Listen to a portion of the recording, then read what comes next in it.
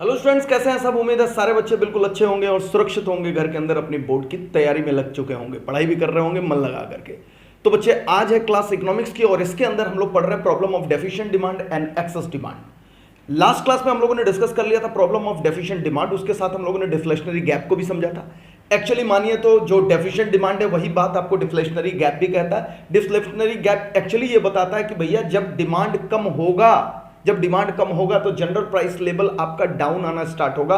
क्यों? क्योंकि सप्लाई ज्यादा करने की कैपेसिटी है इकोनॉमी के अंदर, लेकिन डिमांड नहीं है। तो जो वो गिरावट आती है प्राइस के अंदर बच्चे, वो डिफ्लेशन होता है, उसी से डिफ्लेशनरी गैप बना हुआ है। लेकिन एक्सप्लेनेशंस में कर्व जो यूज करना, वो दोनों के सेम यूज करना लास्ट क्लास में हम लोगों ने समझ रखा था। एक बात और लास्ट क्लास में हम लोगों ने समझी थी कि जब हम लोग बात करते हैं अपने एग्रीगेट डिमांड और एग्रीगेट के सप्लाई के कंपैरिजन से ही हम डेफिशिएंट डिमांड या फिर एक्सेस डिमांड बोलते हैं। तो मैंने आपको समझाया था कि जब हम एग्रीगेट डिमांड अपने प्लांट डिमांड की कंपैरिजन करते हैं तो एग्रीगेट सप्लाई से करते हैं। और एग्रीगेट सप्लाई किस लेवल का लेके हैं हम लोग? एग्रीगेट सप्लाई हम लोग लेते हैं बच्चे फुल एम्प्लॉयमेंट लेवल का लेकर के चलते हैं। इसमें मैंने आपको यह भी बताया था कि एक तरीके से हम अपने प्लांट एग्रीगेट डिमांड को फुल एम्प्लॉयमेंट लेवल के एग्रीगेट डिमांड से कंपेयर कर रहे हैं, तो हमें पता चल रहा है कि हम एक्सेस डिमांड की स्थिति में है या फिर डेफिशिएंट डिमांड की स्थिति में। तो लास्ट क्लास में डेफिशिएंट डिमांड खत्म हो चुका था। अगर आपने वो वीडियो नहीं देखा तो प्लीज जाइए और वीडियोस देखिए, क्योंकि फिर डायरेक्टली आप यहां पर अगर आए होंगे तो आपको समझने में थोड़ी दिक्कत होगी बच्चे। ठीक है, तो क्विक रिकैप हो गया, भाषणबाजी हो गई, क्लास की भूमिकाएं बन गई। अब हम लोग आज की क्लास स्टार्ट कर रहे हैं, जिसके अंदर मैं आपके साथ डिस्कस करने वाला हूं प्रॉब्लम ऑफ एक्सेस डिमांड। तो सारे बच्चे मेरे साथ टॉपिक डालें प्रॉब्लम ऑफ एक्सेस डिमांड का। आज का टॉपिक है बच्चे problem of excess demand. Excess demand. अब जैसे ही मैंने बोला एक्सेस डिमांड की समस्या को हम लोग को डिस्कस करनी है, आप सबको पता है क्या इसके अंदर आएगा सर? कंडीशंस। अगर इसकी मैं कंडीशंस की बात करूं, कंडीशंस की बात करूं बच्चे, तो कंडीशंस में आप लोग क्या बोलने वाले हैं? सर इस बार हमारा एग्रीगेट डिमांड ग्रेटर देन होगा एग्रीगेट सप्लाई। लेकिन क्योंकि आपने लास्ट क्लास देख रखा है, इसलिए मैं यहां भी एग्रीगेट सप्लाई के ब्रैकेट में क्या रखने वाला हूं बच्चे? That is eight full employment level. तो corresponding to full employment level, full employment level। तो याद रखिएगा फुल एम्प्लॉयमेंट लेवल पर हम ये सारी चीजों को देख करके चलते हैं। फिर आपको मैंने ये भी बोला था कि कर्व सबसे बेस्ट मीडियम है इस पूरे टॉपिक को समझने के लिए। तो फिर मैं वापस से इसके अंदर कर्व बना रहा हूं और आपको कंपैरिजन के जरिए सिखाने की कोशिश करूंगा कि आखिर प्रॉब्लम ऑफ एक्सेस डिमांड कैसे क्रिएट हो रही है। आप देख सकते हैं बच्चे, यहां पर हमारे पास एक छोटा सा कर्व मैं बना रहा हूं। पूरी कोशिश है ये कर्व बहुत अच्छा बने और अच्छा ही बन रहा है। ये थोड़ी सी लाइन और सीधी कर दूं मैं। This is X axis and this is Y axis. यहां पर आपको पता है जीरो। यहां हम लोग रखते हैं बच्चे इनकम या फिर जीडीपी या फिर आउटपुट, और यहां पर हम लोग रखते हैं अपने एग्रीगेट डिमांड को। पहले सबसे पहले मैं इनकम कर्व बना दूं, और जिसे हम लोग इनकम कर्व के साथ साथ एएस कर्व भी कहते हैं, तो एग्रीगेट सप्लाई कर्व। तो ये भी हम लोगों ने बना दिया बच्चे। ये हमारा है एग्रीगेट सप्लाई कर्व कह लीजिए या फिर इनकम कह लीजिए, बिल्कुल क्लियर है हमारे पास है सर। अब मैं आपको दो लेवल एग्रीगेट डिमांड का बनवाता हूं। आपको पता होगा लास्ट क्लास में ही बनवाया था, एक हमारा प्लांट और एक हमारा फुल जो एम्प्लॉयमेंट लेवल पर एग्रीगेट डिमांड है उसको। तो इस बार याद रखिएगा, इस बार एक्सेस होने वाला है। देखिए यहां पर सबसे पहले मैंने ये बनाया आपको एडी, लेकिन इस बार मैं इसे बोल रहा हूं कि ये हमारा फुल एम्प्लॉयमेंट लेवल का एडी है। फुल एम्प्लॉयमेंट पर है बच्चे हमारा इस बार का एडी। ओके, और हम जो प्लान कर रहे हैं, हम कह रहे हैं खूब ज्यादा हम डिमांड रखने वाले हैं। हम जो प्लान कर रहे हैं खूब ज्यादा रखने वाले हैं। तो बच्चे इस बार मैं प्लांट एडी देखो यहां बना रहा हूं। दिस इज योर एडी और इसको मैं लिख रहा हूं प्लांट। आप देखिए पिछली बार जब आपने देखा था तो आपका plant AD full employment AD के नीचे जा रहा था, लेकिन इस बार जब हम लोगों ने बनाया तो हम लोग क्या बनाया कर्व के अंदर कि हमारा जो एडी प्लांट है वो फुल एम्प्लॉयमेंट लेवल के ऊपर जा रहा है हमारा एडी। अब समझिए बच्चे क्या हो रहा है कि आप अगर ये, अब देखिए दो जगह ये इंटरसेक्ट कर रहा है किससे? एग्रीगेट सप्लाई से। आपको पता है इक्विलिब्रियम पॉइंट ये भी कहला सकता है, ये भी कहला सकता है। तो मैं इसे E मान लेता हूं, इसे E1 मान लेता हूं। ये देखिए E1 रख दिया मैंने यहां पर। तो ये दोनों इक्विलिब्रियम पॉइंट हो सकता है, लेकिन आपको पता है बच्चे ये इक्विलिब्रियम पॉइंट अचीव नहीं हो सकता। अब आप बोलोगे सर कैसे? क्योंकि समझने का प्रयास करिए। आप कह रहे हैं कि हम एग्रीगेट सप्लाई को आकर के पॉइंट E1 पर अपने एग्रीगेट डिमांड को मैच करा रहे हैं, लेकिन सोचिए कि आपका पॉइंट जो यहां पर है E, यहीं पर जो सप्लाई कर रहा है इकोनॉमी, वो पूरी तरीके से कर चुका है, फुल्ली इंप्लॉयड हो चुका है, सारे रिसोर्सेज इस्तेमाल हो चुके हैं। और जब फुल कैपेसिटी पे इकोनॉमी ऑलरेडी है, तो प्रोड्यूसर्स चाह करके भी कैसे और अधिक सप्लाई कर सकते हैं? रिसोर्सेज ही नहीं है, फुल्ली इंप्लॉयड हो चुके हैं सारे के सारे रिसोर्सेज, मेन मटेरियल, एवरीथिंग, सब कुछ हम लोग इस्तेमाल कर चुके हैं। तो कैसे उससे ऊपर का आप सप्लाई कर दोगे? यानी आप डिमांड अधिक रख रहे हो ऐसे लेवल पर जहां चाह करके भी प्रोड्यूसर सप्लाई नहीं कर सकते हैं। आप देख सकते हो बच्चे, कभी भी प्रोड्यूसर्स यहां आकर के सप्लाई नहीं कर सकते हैं। सिंपल बात है एकदम। इसलिए हम लोग इसको कहते हैं बच्चे एक्सेस डिमांड। तो आप देख रहे होगे मैं कैसे कंपेयर किया। मैंने कहा आपका डिमांड उस सप्लाई से जो कि फुल एम्प्लॉयमेंट लेवल पर है उससे अधिक हो, तो आप कहते हो बच्चे कि this is the problem of excess demand. चाह करके भी नहीं कर सकते हम, क्योंकि पूरी तरीके से हमारा एडी जो यहां पर इंटरसेक्ट कर रहा है, यानी ये जो सप्लाई है मैक्सिमम हम जो सप्लाई कर सकते हैं, हमारी इकोनॉमी वो पॉइंट ई तक जा सकती है इक्विलिब्रियम अगर बनाना है तो, क्योंकि फुल एम्प्लॉयमेंट पे यहीं आकर के इंटरसेक्ट कर रहा है। इससे ऊपर आकर के जो कर रहा है वो पॉसिबल ही नहीं है, अचीव ही नहीं हो सकता है। तो ये समझ करके चलना बच्चे। ओके, अगर मैं एडी से एडी का कंपैरिजन करूं तो भी आप आकर के देख सकते हो। हमारा एक एडी है जो प्लांट और एक एडी है बच्चे हमारे पास यहां पर फुल एम्प्लॉयमेंट लेवल पर। आप देख सकते हो मेरा एडी जो फुल एम्प्लॉयमेंट लेवल पर है, ठीक, हम ज्यादा कर सकते हैं डिमांड, लेकिन है नहीं ना सप्लाई। तो इन दोनों के बीच में जो गैप आ रहा है ना, गैप, वो भी रिप्रेजेंट कर सकता है। क्योंकि मैंने बोला दो तरीके से आप एग्रीगेट डिमांड और एग्रीगेट सप्लाई का तो कंपैरिजन कर ही रहे हो, बट एडी प्लांट और एडी फुल एम्प्लॉयमेंट लेवल का भी जब कंपैरिजन करोगे बच्चे, तो आप देख सकते हो कि यहां पर जो गैप क्रिएट हो रहा है वो कहलाता है एक्सेस डिमांड। तो सिंपल सा टॉपिक था, आप सारे बच्चे इसे नोट कर सकते हैं। यहां पर सिंपल सा, यहां समझने में आपको कोई भी दिक्कत नहीं आ रही होगी। तो मैं यहां से अगर एक लाइन खींचने की कोशिश करूं बच्चे, एकदम याद रखिएगा वर्टिकल लाइन होती है, एकदम सीधी लाइन। ये जो लाइन आ रही है यहां पर, ये जो लाइन आ रही है आप देखेंगे तो मैं यहां एफ रख देता हूं। तो ये जो लाइन आई है बच्चे, ये वाली, इसको मैं कह रहा हूं एक्सेस डिमांड, एक्सेस डिमांड। तो याद रखिएगा this is very simple concept जहां पर आपको समझा करके चलना है। अच्छा, कुछ बच्चे क्या करते हैं ना, यहां से दिखा देते हैं, E1 से लेकर के दिखा देते हैं। नहीं नहीं नहीं नहीं, आप अपने फुल से लेकर के फुल, जो भी फुल एम्प्लॉयमेंट लेवल का है, वहां से लेकर के बच्चे आप ऊपर की लाइन खींचिएगा। और जब नीचे था तब भी हमने यही किया था। डेफिशिएंट डिमांड पे भी हम लोगों ने अपने फुल एम्प्लॉयमेंट लेवल पे जहां एडी इंटरसेक्ट कर रहा था इक्विलिब्रियम पॉइंट, वहां से लेकर के हम लोग देखते हैं वर्टिकल लाइन, हमेशा याद रखिएगा। तो दिस इज एक्सेस डिमांड, और इसी को ही मैं यहां पर क्या कह सकता हूं, एक नाम दूंगा, इन्फ्लेशनरी गैप। इन्फ्लेशनरी गैप आगे चल करके मैं इसकी चर्चा करूंगा, बट फिलहाल this is very simple concept जो मैं आपको समझाना चाह रहा था बच्चे। तो this is the whole concept of the excess demand, यानी आप डिमांड करो मगर प्रोड्यूसर सप्लाई नहीं कर सकते। क्यों? क्योंकि प्रोड्यूसर अपने फुल कैपेसिटी पे इतना ही सप्लाई कर सकते हैं, ये नहीं जा सकते ऊपर, फुल एम्प्लॉयमेंट लेवल से ऊपर नहीं जा सकते, कैपेसिटी ऑलरेडी होली यूटिलाइज्ड हो चुकी है। ओके सर, अब बात आती है माइंड में कि सर ठीक है आप कह रहे हो कि ऐसा होगा, लेकिन सर ऐसा हो कैसे जाता है, ऐसा हो कैसे जाता है, कारण क्या होते होंगे, रीजंस क्या होते होंगे कि यहां पर हम अपने फुल कैपेसिटी के ऊपर जो सप्लाई हो सकता है उससे भी अधिक जाकर के डिमांड कर रहे हैं हम लोग। कैसे हो सकता है सर, पॉसिबिलिटी कैसे, कारण क्या है? तो बच्चे अगला टॉपिक जो हम लोग डिस्कस कर रहे हैं that will be reasons of excess demand या फिर कॉजेज ऑफ एक्सेस डिमांड। लेकिन यहां पर थोड़ी नोटिंग्स और आप यहां पर बच्चे कर सकते हैं कि दिस इज जो गैप हमारा दिख रहा है इसको हम लोग कर रहे हैं। अब बाकी सारी चीजें हम लोग लिख चुके हैं, थोड़े और एक्सप्लेनेटरी जब आप होंगे इसके अंदर, कर्व को एक्सप्लेन करना मैं आपको सिखा दूंगा कि आपको बोलना पड़ेगा कि दिस इज एडी कर्व, आप यहां पर एडी प्लांट पी लिख सकते हैं, एडी एफ लिख सकते हैं, इस तरीके से आपको एक्सप्लेनेशन करने होते हैं कर्व की। चलिए आइए इसके कॉजेस करते हैं, फिर आगे के डिस्कशंस को आगे बढ़ाते हैं बच्चे।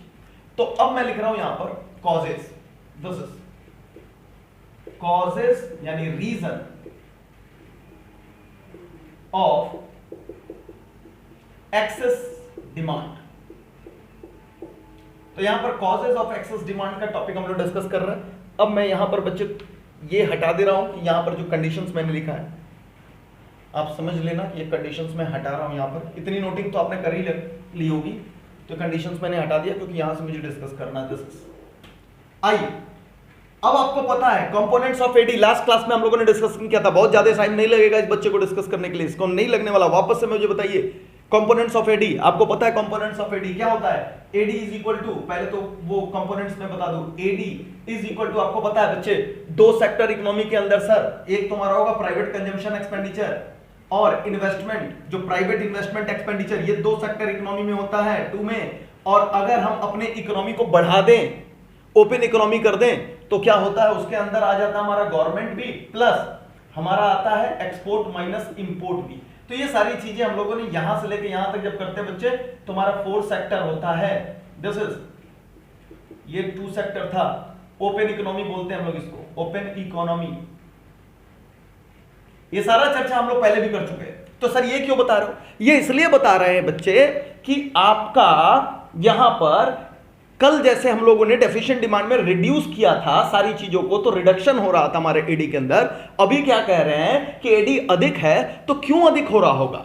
निश्चित तौर पे कंजम्पशन, प्राइवेट कंजम्पशन एक्सपेंडिचर बढ़ रहा होगा, प्राइवेट इन्वेस्टमेंट एक्सपेंडिचर बढ़ रहा होगा, गवर्नमेंट एक्सपेंडिचर बढ़ रही होगी, आपका एक्सपोर्ट बढ़ रहा होगा, इंपोर्ट घट रहा होगा। यही सारी बातों को तो लिखना है इस कॉजेस में। तो फटाफट आइए, कॉजेस जैसे कल समझाया था बिल्कुल उसी तरीके से आज भी हम लोग समझ लेंगे। तो बहुत ही आसान है, आपको लर्न करने में बहुत ही आसान लगेगा। फटाफट हम लोग डिस्कस करते हैं। कंपोनेंट्स सिर्फ और सिर्फ आपको एग्जामिनेशन में कंपोनेंट्स नहीं बताने हैं, सिर्फ अंडरस्टैंडिंग के लिए मैं ये कंपोनेंट्स लिखता हूं ताकि आपको समझ आ जाए। चलिए आइए फटाफट बताइए रीजन। सबसे पहला रीजन क्या है आपका?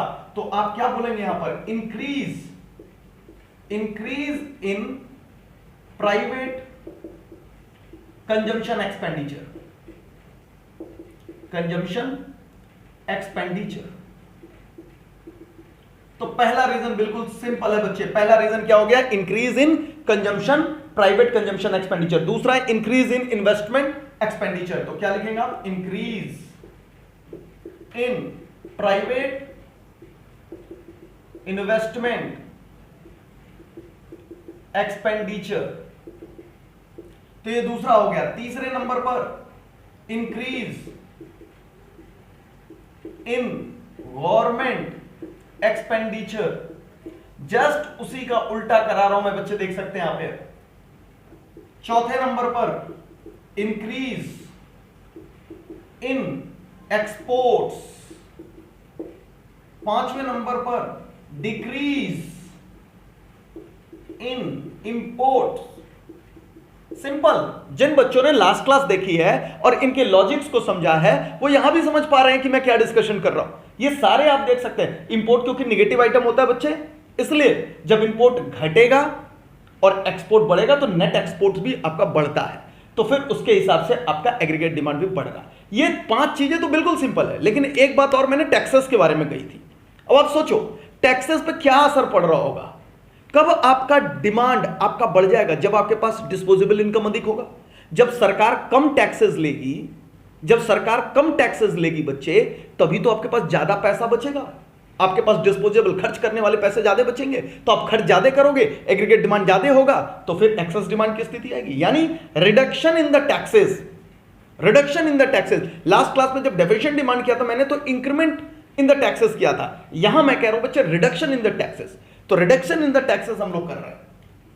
गवर्नमेंट क्या करेगी? रिडक्शन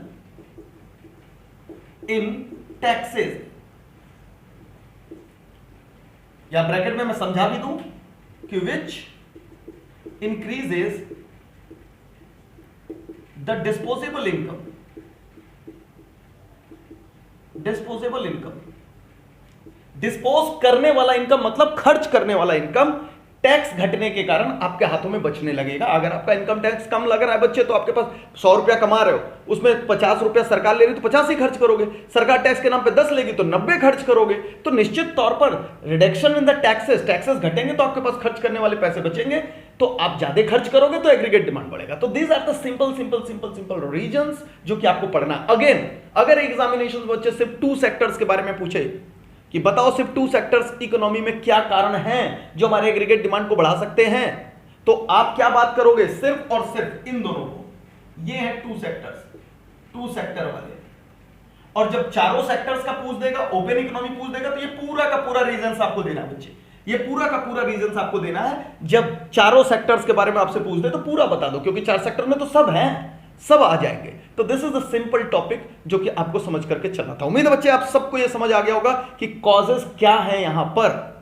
लेकिन अब अगला टॉपिक बनता कि सर कॉजेस हम लोग समझ गए, हम लोग ग्राफ को समझ गए, हम लोग ये भी समझ गए कि क्या होता है एक्सेस डिमांड, लेकिन अब इनका असर बताओ सर, इनके कॉन्सिक्वेंसेस बताओ सर, क्या असर होगा अगर इकोनॉमी में एक्सेस डिमांड चल रहा है तो क्या होगा। एक तो मैंने अभी डिस्कस किया, अगर एक्सेस डिमांड चल रहा है बच्चों और सप्लाई नहीं हो पा रही है, डिमांड ज्यादा है, तो आप खुद बोलो क्या होगा, प्राइसेस महंगे होने स्टार्ट हो जाएंगे, इन्फ्लेशन आ जाएगा, जिसके वजह से इन्फ्लेशनरी गैप क्रिएट हो रहा है यहां पर। तो एक रीजन तो मैंने बता दिया, वापस से मैं यहां पे डिस्कस करूंगा, तो इसे मैं मिटा रहा हूं और डिस्कस कर रहा हूं बच्चे अब मैं आपके साथ, that is consequences of the excess demand. फटाफट आप चाहें तो इसकी नोटिंग्स कर सकते हैं।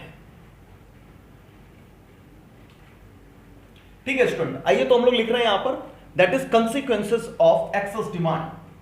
तो अगला हम लोग लिख रहे हैं consequences of excess demand. consequences इसका क्या मतलब होता है? असर। इकोनॉमी में क्या असर दिखेगा, कैसी होगी इकोनॉमी, उसके बारे में यहां पर हम लोग को बात करके चलता है यहां पर। ठीक है, ये फटाफट इसके कॉन्सिक्वेंसेस को डिस्कस करते हैं। और जैसा मैंने आपको बताया सबसे पहला कॉन्सिक्वेंसेस इन्फ्लेशनरी गैप। पहला क्या डिस्कस कर रहे हैं हम लोग? इन्फ्लेशनरी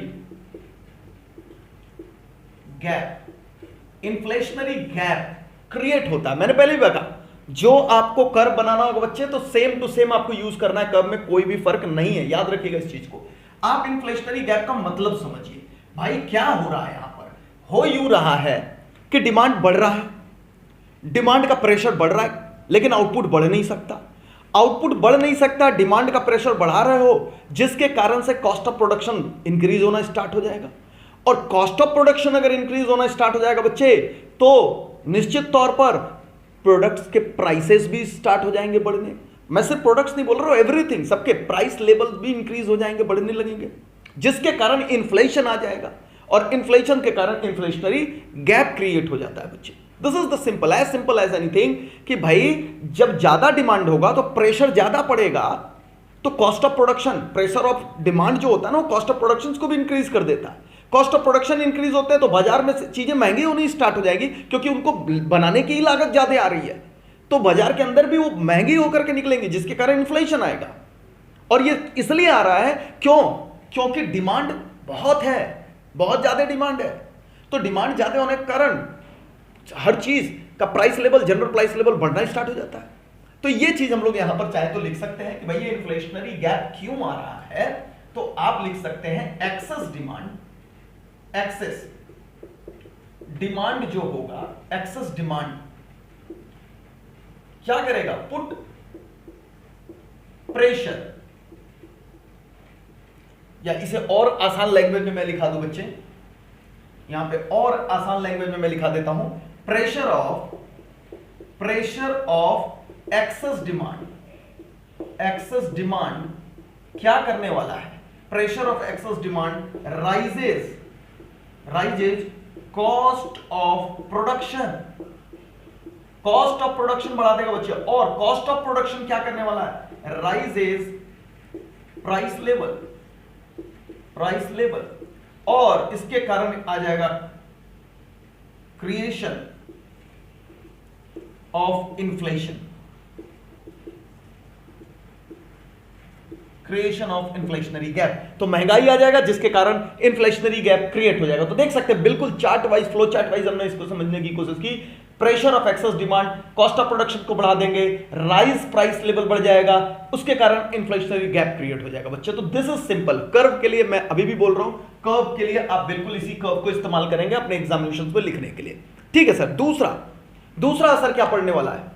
पहला असर तो हम लोगों ने डिस्कस कर दिया, दूसरा असर बच्चे बिल्कुल इससे मिलता जुलता है और उसको हम लोग कहते हैं वेज प्राइस स्पाइरल।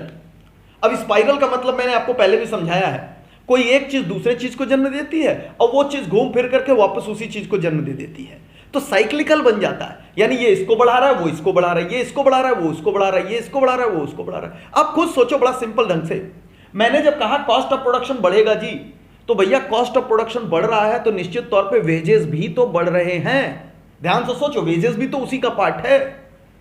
तो बच्चे अगर, या आप प्राइसेस से भी सोच सकते हो, मैं दोनों तरफ से सोचवा करके आपको दिखाऊंगा भी कि अगर सर कॉस्ट ऑफ प्रोडक्शन यानी वेज बढ़ रहा है तो निश्चित तौर पे प्राइस लेवल बढ़ जाएगा। वेज बढ़ा तो प्राइस लेवल बढ़ा, चीजें महंगी होने लगी।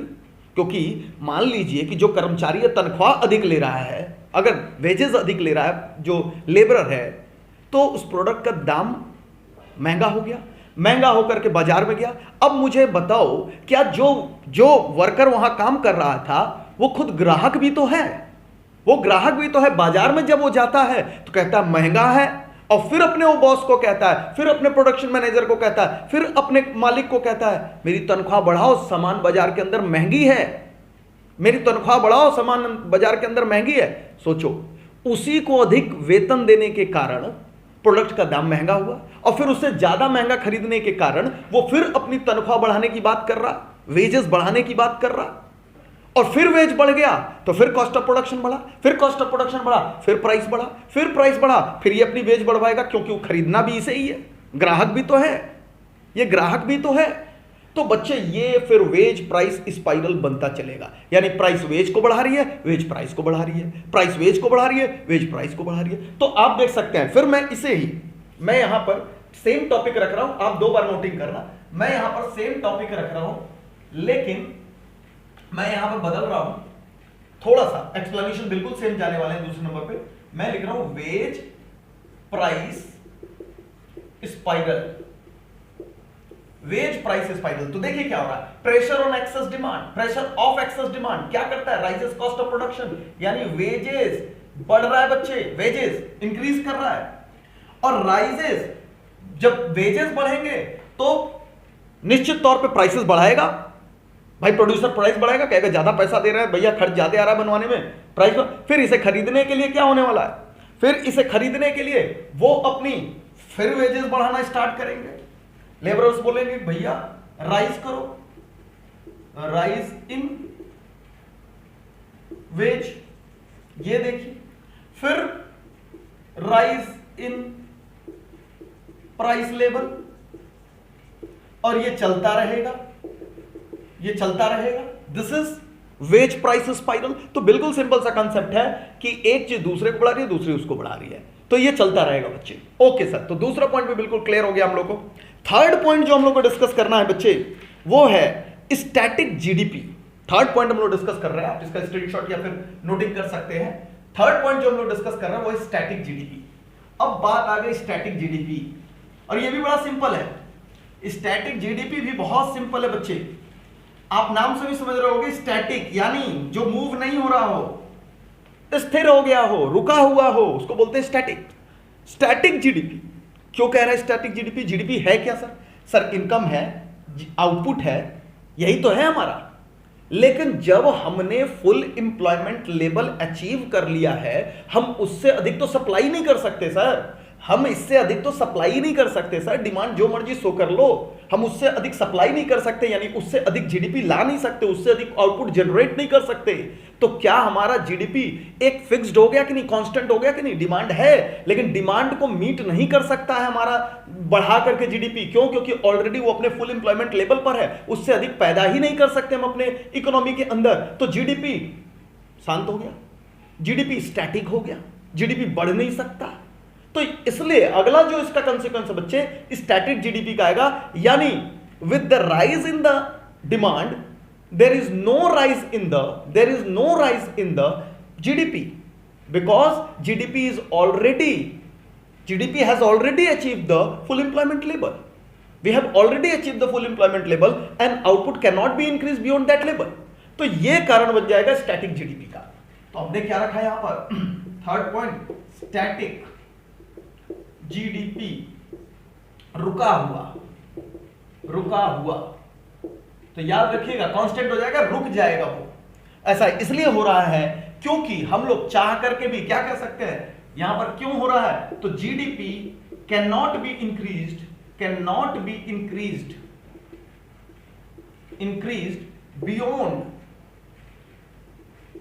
बियॉन्ड फुल एम्प्लॉयमेंट लेबर,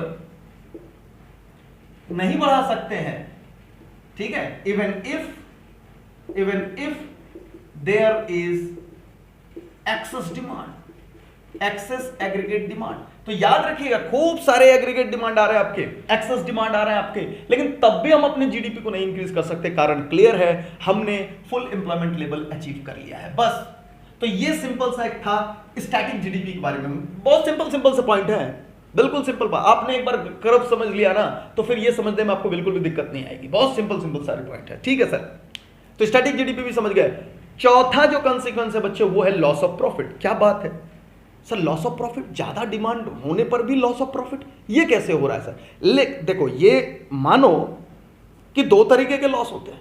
एक, कुछ ना कमा पाने का भी तो दुख होता है, वही लॉस को यहां पर डिस्कस कर रहे बच्चे कि हम कमा नहीं पा रहे, यानी यहां पर डिमांड है, अगर रिसोर्सेज रहते, अगर हमारे पास कैपेसिटी और अधिक होती तो हम इसे भी बेच दिए होते बना करके, लेकिन हम बेच नहीं पा रहे हैं एट फुल एम्प्लॉयमेंट लेवल आने के बाद। तो वो पीड़ा है, ना बेच पाने का दुख है, ना बेच पाने का लॉस है। तो ऐसा नहीं है कि एक्चुअली इनका कुछ लॉस हो रहा है, लेकिन ज्यादा जो बेच सकते थे वो नहीं बेच पा रहे हैं, उसका लॉस है बच्चे, because output can not be increased.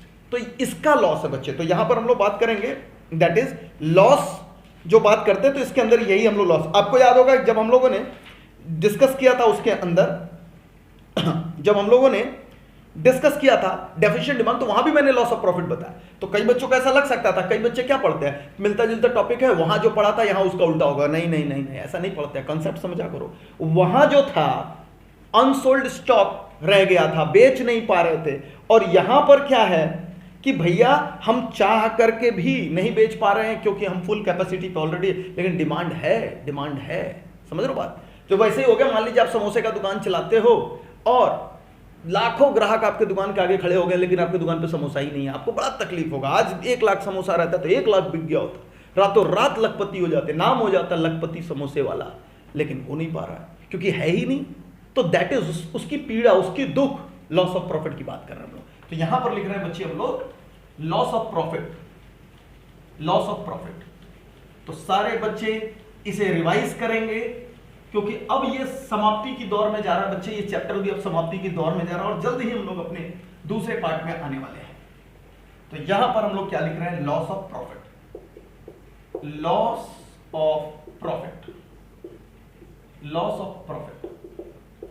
क्यों ऐसा हो रहा है? तो since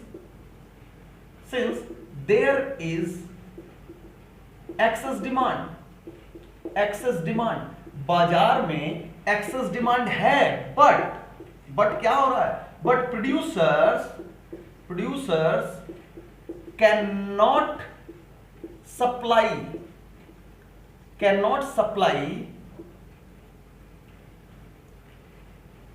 to meet that demand, ठीक है। तो क्या हो रहा है भाई, losing opportunity to sell, opportunity नहीं है। क्यों ऐसा हो रहा है? बिकॉज वी आर, या ऐसे हम लोग लिख सकते हैं, हाँ, वी आर या वी हैव, या इकोनॉमी लिख लेते हैं, economy, because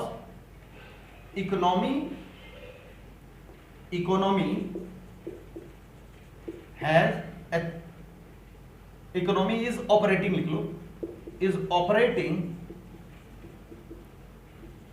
at full employment, labour, बस खत्म। सिंपल सिंपल से टॉपिक्स थे और आप जैसे होशियार बच्चे रहेंगे तो इसे समझने में उन्हें ऐसे भी दिक्कत नहीं आएगी, तो उसका दुख है बच्चे जो वो बेच नहीं पा रहे।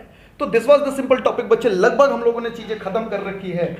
और यहां पर आप आएंगे तो आपको मैं एक होमवर्क दूंगा। सबसे पहले मैं आज जो टॉपिक को डिस्कस किया हो बच्चे, उसके पूरे पेज नंबर मैं आपको लिखा दूं, तो आप पेज नंबर 263 से लेकर के 267 तक रीड करेंगे बच्चे। आज का जो पूरा टॉपिक ही चला है ना, दिस इज पेज यहां पर 263 से लेकर के 267 तक की पूरी रीडिंग करेंगे। और एक मैं आपको होमवर्क दे रहा हूं जो आपको करना है, जो आप आएंगे पेज नंबर 267 पर, जिसके अंदर इन्फ्लेशनरी गैप और डिफ्लेशनरी गैप के बीच में बच्चे अंतर पूछा है। तो एक बार आपका होमवर्क करना है, आपको घर पे ऊपर उसको रिवीजन करना है। उसके डाउट मेरे से आप डिस्कस कर सकते हैं, बट उसको रीड करना है, आपको समझना है, क्योंकि मैक्सिमम चीजें हम लोगों ने समझाई। फिर भी अगर कोई लाइन में अगर टेक्निकलिटीज में आपको दिक्कत आती है तो we will discuss in the class. तो बच्चे आज की क्लास में बस इतना ही छोड़ूंगा। अब आपके साथ छोटा सा टॉपिक यही रह गया है कि ठीक है, आपने डिस्कस कर लिया जी प्रॉब्लम, हमारी इकोनॉमी के अंदर प्रॉब्लम है डेफिशिएंट डिमांड का, हमारी इकोनॉमी के अंदर अगर प्रॉब्लम है एक्सेस डिमांड का, तो ठीक कैसे करें, उपाय भी तो होंगे। ये तो बीमारियां हम लोगों ने डिस्कस कर ली, अब उपाय क्या है? तो बच्चे उपाय भी हैं। गवर्नमेंट बहुत सारी पॉलिसीज फॉलो करती है, तो दो पॉलिसीज हम लोग डिस्कस करेंगे, गवर्नमेंट के फिस्कल पॉलिसी को और उसके मॉनेटरी पॉलिसीज को। लेकिन फिर से मैं आपको एक छोटा सा काम दूंगा, क्योंकि जो भी मॉनेटरी पॉलिसीज है बच्चे, अगर आपको याद आता होगा, जब हम लोगों ने फंक्शंस ऑफ आरबीआई किया था, तब भी मैंने कहा था आपको कि उसके क्रेडिट कंट्रोल फंक्शंस को आप अच्छे से पढ़ करके रखें। आपके सिलेबस का पार्ट है नहीं है उसके छोड़ दें, क्योंकि आगे चल करके काम आने वाला है। बच्चे वही मॉनेटरी पॉलिसी है जो आरबीआई फॉलो करती है। आपको याद होगा वहां पे मैंने इन्फ्लेशन और डिफ्लेशन की बात कही थी, महंगाई बढ़ जाती है घट जाती है तो हम क्रेडिट कंट्रोल करते हैं। मॉनेटरी कंट्रोल पॉलिसी वही है बच्चे, सेम टू सेम जो credit control policy of the RBI है वही मॉनेटरी पॉलिसी है। तो आपको पता है जब आप डेफिशिएंट डिमांड रखते हैं तो वैसे स्थिति में डिफ्लेशन आया हुआ होता है, तो इकोनॉमी को डिफ्लेशन से बाहर करना होता है। तो आपको पता मॉनेटरी पॉलिसी में क्या करेगा, वो सप्लाई ऑफ मनी बढ़ाएगा ताकि डिमांड बढ़ना स्टार्ट हो जाए डेफिशिएंट डिमांड की स्थिति में। तो सारे कारण हम लोग फिर से वही डिस्कस करेंगे, फास्ट डिस्कस करेंगे, क्योंकि we have already done that. और यहां पर जब इन्फ्लेशन महंगा ज्यादा है तो हम अपने इकोनॉमी के अंदर मॉनेटरी पॉलिसीज के अंदर सप्लाई ऑफ मनी को रोकने की बात करेंगे, जिसके कारण लोगों के पास पैसे नहीं होंगे तो ऑटोमेटिकली आपका डिमांड कम होने लगेगा और एक्सेस डिमांड से हम लोग बाहर आने लगेंगे। तो ये दोनों चीजें हम लोग चर्चा डिस्कस करेंगे। फिस्कल के अंदर भी, फिस्कल के अंदर टैक्सेशन पॉलिसीज वगैरह हम लोग उनके गवर्नमेंट के एक्सपेंडिचर वगैरह डिस्कस करेंगे। मॉनेटरी पॉलिसी पूरी की पूरी वही सेम है जो क्रेडिट कंट्रोल पॉलिसी हम लोग की, तो आप रिवाइज करके उनको भी आएंगे। अगर आप ऑलरेडी बैकअप क्लास के अंदर होंगे वहां से जाएंगे, आप मनी एंड बैंकिंग का चैप्टर निकाल करके उसको रिवाइज करके आए, ताकि यहां पर जब हम लोग डिस्कस करें तो फास्ट हो जाए। आज के लिए बस इतना ही रखेंगे बच्चे। फिर भी अगर आपको कोई डाउट होता है तो आप एप्लीकेशन चैट पर, व्हाट्सएप पर या फिर सीधे मेरे साथ लाइव क्लासेस के अंदर जुड़ करके अपने डाउट्स को क्लियर कर सकते हैं। आज के लिए इतना ही बच्चे, मिलते हैं नेक्स्ट क्लास में। Till then tata bye bye.